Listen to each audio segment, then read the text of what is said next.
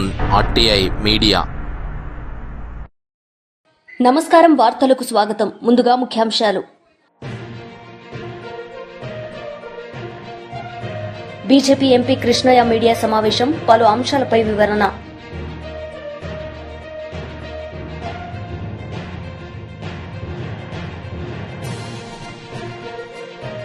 మాజీ మంత్రి గుడివాడ అమర్నాథ్ మీడియా సమావేశం, పలు అంశాలపై వివరణ. మాజీ మంత్రి పీతల సుజాత మీడియా సమావేశం నిర్వహించారు. ఈ సందర్భంగా ఆమె మాట్లాడారు. పోలవరం ప్రాజెక్ట్ మన రాష్ట్రాన్ని కరువు నుండి కాపాడే ఒక సంజీవన్ లాంటిది, ఒక వరప్రదాయని. సో అట్లాంటి పోలవరం ప్రాజెక్ట్ని కట్టడం అనేది ఆషామాషి విషయం కాదండి. అది ఒక చిత్తశుద్ధి ఉన్న నాయకుడికి మాత్రమే ఆ విషయం తెలుస్తుంది, ఆ విలువ తెలుస్తుంది. ఆ చిత్తశుద్ధి ఉన్నటువంటి నాయకుడే మన గౌరవ ముఖ్యమంత్రి చంద్రబాబు నాయుడు గారు. ఈ ప్రాజెక్ట్ని సకాలంలో పూర్తి చేసి రైతులకి అండగా ఉండేందుకు ప్రభుత్వ యంత్రాంగం డే అండ్ నైట్ చాలా పనిచేస్తున్న విషయాన్ని కూడా, బాగా పనిచేస్తున్న విషయాన్ని కూడా నేను ప్రజలకు తెలియజేస్తున్నా. మరి గత 5 సంవత్సరాల్లో మనం చూసాం, వైసీపీ హయాంలో పోలవరం ప్రాజెక్ట్ని ఎంత నిర్లక్ష్యం చేశారో, ఎంత పడకేసేశారో, వెనక్కి తీసుకెళ్లారో ప్రజలందరూ కూడా చూశారు. మరి ఈ రోజున 2024లో మళ్ళా కూటమి ప్రభుత్వం వచ్చిన తర్వాత జెట్ స్పీడ్తో పోలవరం పనులన్నీ కూడా ముందుకి వెళ్తున్న విషయాన్ని కూడా నేను ప్రజలందరికీ కూడా తెలియజేస్తున్నానండి. మరి అంతేకాకుండా మరి గత 5 ఏళ్ళు 2019 నుంచి 24 వరకు కూడా వైసీపీ గవర్నమెంట్లో పోలవరం ప్రాజెక్ట్ని చాలా నిర్లక్ష్యం చేసిన విషయం ప్రజలందరికీ కూడా తెలుసు. నేడు చంద్రన్న జెట్ స్పీడ్తో పరుగులు పెట్టిస్తున్నారు. కూటమి ప్రభుత్వం వచ్చిన తర్వాత ఈ 11 నెలల కాలంలో మరి 3 సార్లు సీఎం గారు పోలవరం ప్రాజెక్టు విజిట్ చేసిన విషయం ప్రజలకు తెలుసు. మరి అధికారులతో ఎంత దగ్గరుండి గైడెన్స్ ఇస్తూ ఎట్లా పనిచేస్తున్నారో కూడా ప్రజలందరూ కూడా చూస్తున్నారు, అర్థం చేసుకుంటున్నారు. అనుకున్న టైంకి ఏదైతే చెప్పామో ఆ టైంకి పోలవరం ప్రాజెక్టు నిర్మించి తీరాలనే ఒక కంకణంతో గౌరవ సీఎం గారు కూటమి ప్రభుత్వం పనిచేస్తుంది. 2014-19 సంవత్సర కాలంలో మరి సాగునీటి రంగానికి దాదాపు 68,000 కోట్ల. మాజీ మంత్రి గుడివాడ అమర్నాథ్ మీడియా సమావేశం నిర్వహించారు. ఈ సందర్భంగా పలు అంశాలపై ఆయన మాట్లాడారు. వల్ల ఏదైనా పని జరిగితే ఆ సందర్భంలో డైవర్షన్ చేయడానికి, ఇష్యూని డైవర్ట్ చేయడానికి ఏదో ఒక ఇష్యూని పట్టుకొని జగన్మోహన్ రెడ్డి గారిని నిందించి, గత ప్రభుత్వాలను నిందించి పబ్బం గడుపుకునేటువంటి ప్రయత్నం ఇప్పుడున్నటువంటి ప్రభుత్వం తాలూకా ఒక పనితీరుగా మారిపోయింది. ఈరోజు మీ ముందుకు రావడానికి, ప్రజలకు కొన్ని విషయాలు చెప్పడానికి గల కారణం ఏంటంటే, మీ అందరికి గుర్తుందో లేదో 4 నెలల క్రితం, 4-5 మాసాల క్రితం పెద్ద ఎత్తున గత ప్రభుత్వంలో జగన్మోహన్ రెడ్డి గారి హయాంలో పవర్ పర్చేజ్ అగ్రిమెంట్స్ సంబంధించి ₹2.49 కేంద్ర ప్రభుత్వ సంస్థ అయినటువంటి సెక్కీతో, solar energy corporation of India, అంటే సెక్కీ సెంట్రల్ గవర్నమెంట్ అండర్టేకింగ్ సంబంధించినటువంటి సంస్థ, ఆ సంస్థకు సంబంధించి ఆ సంస్థతో ₹2.49 యూనిట్కి పవర్ పర్చేజ్ అగ్రిమెంట్ అనేటువంటిది గత ప్రభుత్వంలో జగన్మోహన్ రెడ్డి గారి నాయకత్వంలో చేస్తే, ముఖ్యంగా ఎల్లో మీడియా ఎంత గగ్గోలు పెట్టిందంటే, ఇందులో ఏదో అవినీతి జరిగిపోయింది, ₹1,00,000 కోట్ల ఇందులో అవినీతి జరిగిపోయింది. చంద్రబాబు నాయుడు గారు కూడా గతంలో ఎన్నికల ప్రచారంలో కాదు, ముఖ్యమంత్రి అయిన తర్వాత కూడా ప్రజల ముందుకు వచ్చి సెక్కీతో జగన్మోహన్ రెడ్డి గారు చేసుకున్నటువంటి ఒప్పందం వల్ల రాష్ట్రానికి ఎంత నష్టం కలుగుతా ఉంది అని చెప్పి పెద్ద ఎత్తున ఒక దుష్ప్రచారాన్ని 10-15 రోజుల పాటు చేసినటువంటి విషయం మీ అందరికీ తెలుసు. నాకు తెలిసి బహుశా దేశ చరిత్రలో ఈ 2021-22 సంవత్సరంలో చేసుకున్నటువంటి ఒప్పందం దేశంలో అనేక రాష్ట్రాలు సెక్కీతో ఒప్పందం చేసుకుంటే అత్యంత తక్కువ రేటుకి చేసుకున్నటువంటి రాష్ట్రం ఆంధ్రప్రదేశ్. జగన్మోహన్ రెడ్డి గారి నాయకత్వంలో ఆంధ్రప్రదేశ్ రాష్ట్రం ₹2.49 సోలార్ పవర్ కొనుగోలు చేసినటువంటిది దేశంలోనే అత్యంత తక్కువ రేటుకి చేసుకుంది. ఈరోజు కొత్తగా మీ ద్వారా ప్రజలకు చెప్పదలుచుకుంది ఏంటంటే ఈ సంవత్సర కాలంలో అనేక అవినీతి కార్యక్రమాలకు పాల్పడినటువంటి ప్రభుత్వం కొత్తగా మళ్ళీ 11,000 కోట్ల రూపాయలు ఒక పెద్ద స్కామ్కి వీరు తెరతీశారనేటువంటి విషయాన్ని మీ ద్వారా ప్రజలకు తెలియజేస్తా ఉన్నా. ఆ రోజు జగన్మోహన్ రెడ్డి గారి నేతృత్వంలో ₹2.49 సెక్కీతో ఒప్పందం చేసుకుంటేనే గగ్గోలు పెట్టినటువంటి ఈ ప్రభుత్వం ఈరోజు యాక్సిస్ అనేటువంటి సంస్థతో ₹4.60 400 మెగావాట్లు 25 సంవత్సరాలకు ఒప్పందం చేసుకుంది. మరి మేము ₹2.49 మేము ఒప్పందం చేసుకుంటేనే ఏదో నష్టం జరిగిపోయింది, ప్రభుత్వం ఆ రోజు ఉన్నటువంటి ప్రభుత్వం అవినీతికి పాల్పడిందని చెప్పినటువంటి చంద్రబాబు నాయుడు గారు మరి ఈరోజు ₹4.60 మీరు ఏ రకంగా ఆ సంస్థతో ఒప్పందం చేసుకున్నారు? తద్వారా రాష్ట్ర ఖజానాకి దాదాపు సంవత్సరానికి 210 కోట్ల రూపాయలు అదనపు భారాన్ని ఈరోజు మీరు మోపారు. అంటే రాష్ట్ర ఖజానా కంటే ఇందులో మీరు ఎంత కొట్టేశారు, మీ తాలూకు వాటా ఎంత? ₹2.49 4.60 ₹2.11 తేడా ఉంది కదా. BRS leader Dasoju Shravan Kumar media సమావేశం నిర్వహించారు. ఈ సందర్భంగా ఆయన మాట్లాడారు. ద్విగుణీకరించినటువంటి ఒక ఉత్సాహంతో ఇవాళ ప్రజల కోసం పనిచేస్తున్నటువంటి ఒక సందర్భంలో బీఆర్ఎస్ పార్టీ అస్తిత్వాన్ని, బీఆర్ఎస్ పార్టీకి అస్థిరత్వాన్ని కలగజేసేందుకు ఇవాళ రేవంత్ రెడ్డి అండ్ కంపెనీ ఇవాళ పెద్ద ఎత్తున కాంగ్రెస్ పార్టీ పెద్దలందరూ కూడా ఇవాళ పెద్ద ఎత్తున కుట్రలు బనుతున్నట్టు ఒక వైఖరిని మేము తీవ్రంగా ఖండిస్తా ఉన్నాం. వెనకటికో సామెత ఉన్నది, పనిలేని పెద్ద మనిషి పిలితలకాయలు కొరిగిండు అన్నట్టుగా.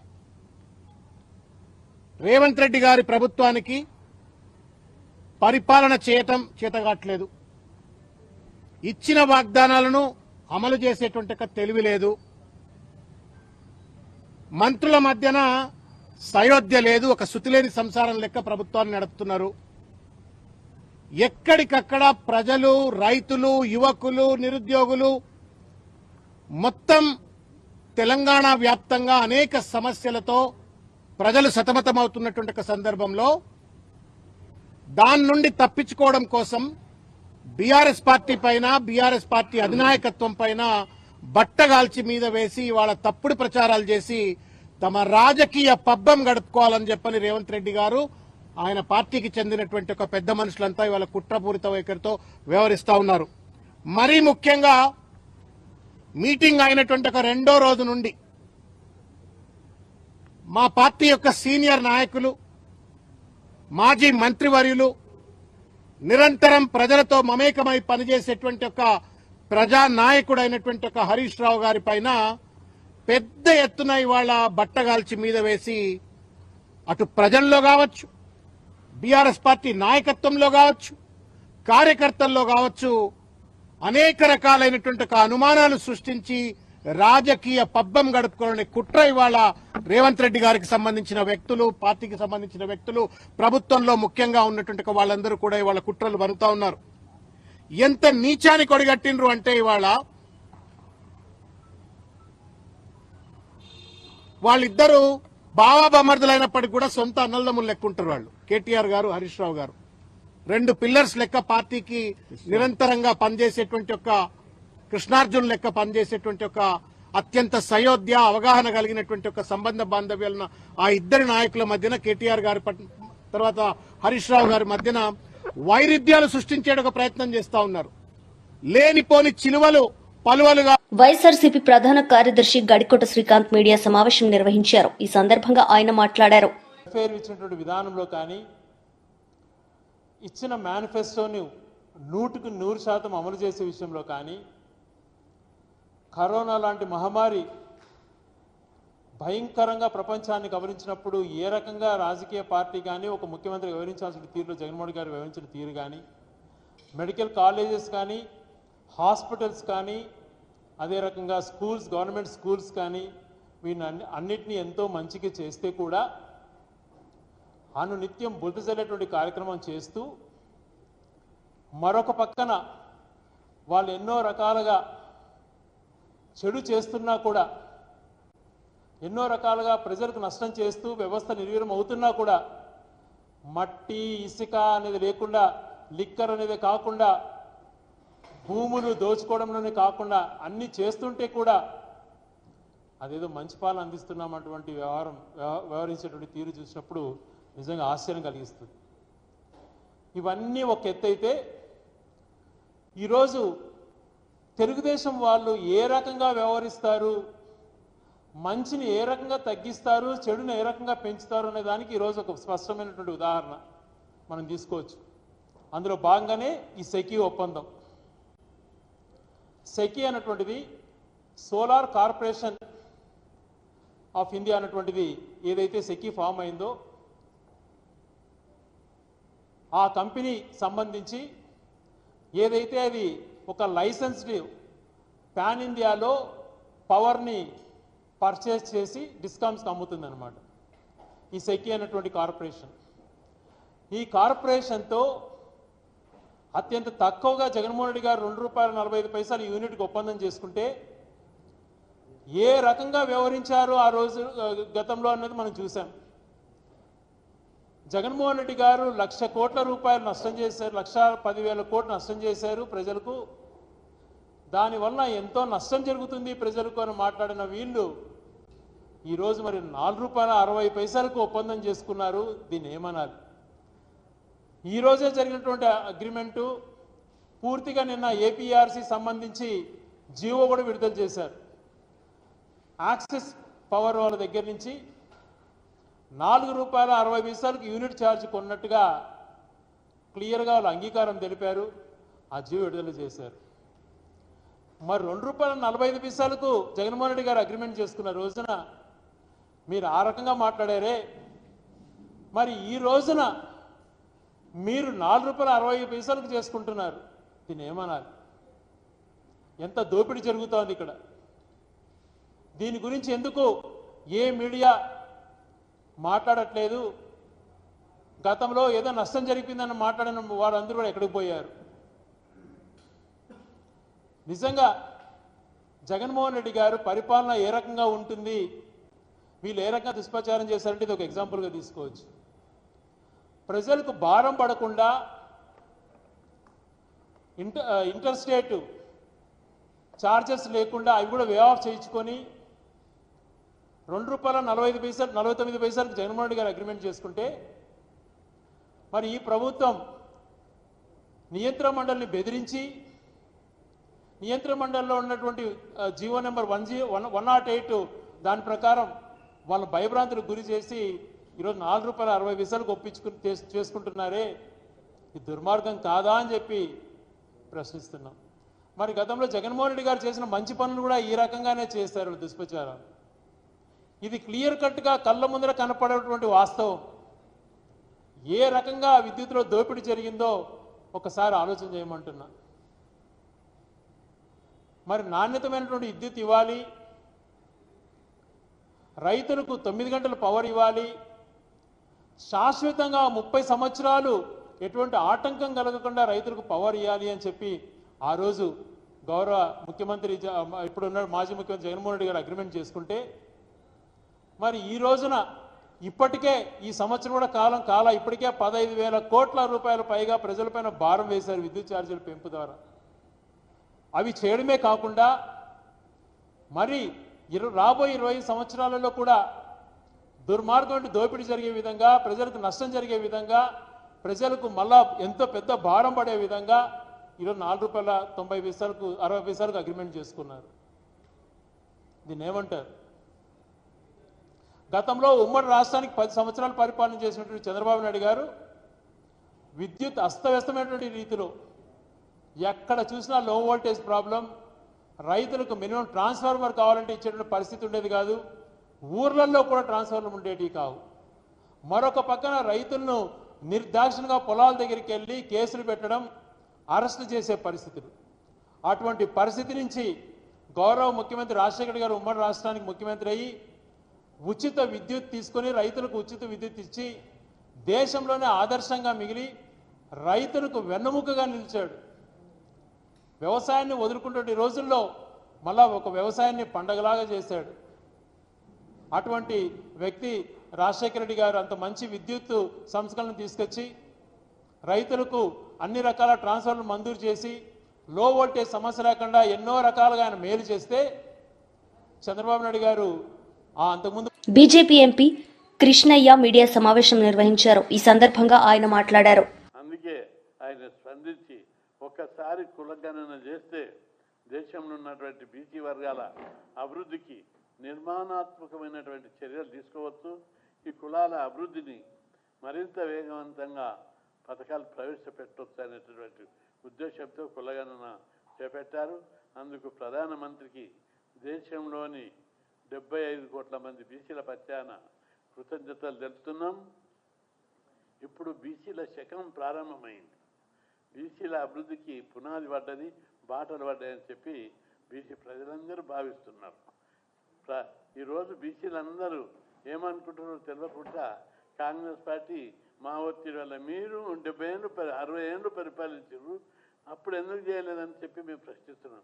ఇంకా వేరే విషయాలు మాట్లాడదాం ఆ తర్వాత. కానీ ఇది కేవలం బీసీల యొక్క విజ్ఞప్తిని, బీసీ సంఘాల యొక్క విజ్ఞప్తిని ప్రధానమంత్రి కేంద్ర ప్రభుత్వం గౌరవించి స్పందించి వారి లోపల మనోభావాలను గుర్తించి ఇందులో వాస్తవాలు ఉన్నాయి, ఇట్లా తీసినట్లయితే రిజర్వేషన్ల ఇప్పుడు కులగణన జరిగిందనుకో, దానివల్ల బీసీ ప్రజలందరూ కూడా అర్థం చేసుకోవాలి.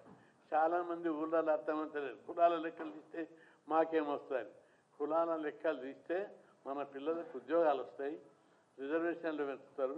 ఆ రిజర్వేషన్ల అమలును వర్గీకరణ చేసి ఇప్పుడు కేంద్రంలో ఏబిసిడీలు లేవు, ఐఏఎస్లు చిన్న చిన్న కులాలకు రావడం లేదు, most backward class, extremely backward క్లాస్కు రావడం లేదు. ఇప్పుడు ఏబిసిడీలు చేసి జనాభా ప్రకారం వాళ్ళకు అలాట్మెంట్ చేసినట్లయితే ఒక చిన్న కులం కూడా, ఒక రజకులు, నాయబ్రహ్మణులు, వడ్డేరలు, అత్యంత వెనుకబడిన కులాలన్నీ కూడా ఈరోజు సివిల్ సర్వీస్ లోపల, ఐఐటి ఐఐఎం లోపల వాళ్ళకు. వార్తలు ముగించే ముందు ముఖ్యాంశాలు మరోసారి. బీజేపీ ఎంపీ కృష్ణయ్య మీడియా సమావేశం, పలు అంశాలపై వివరణ.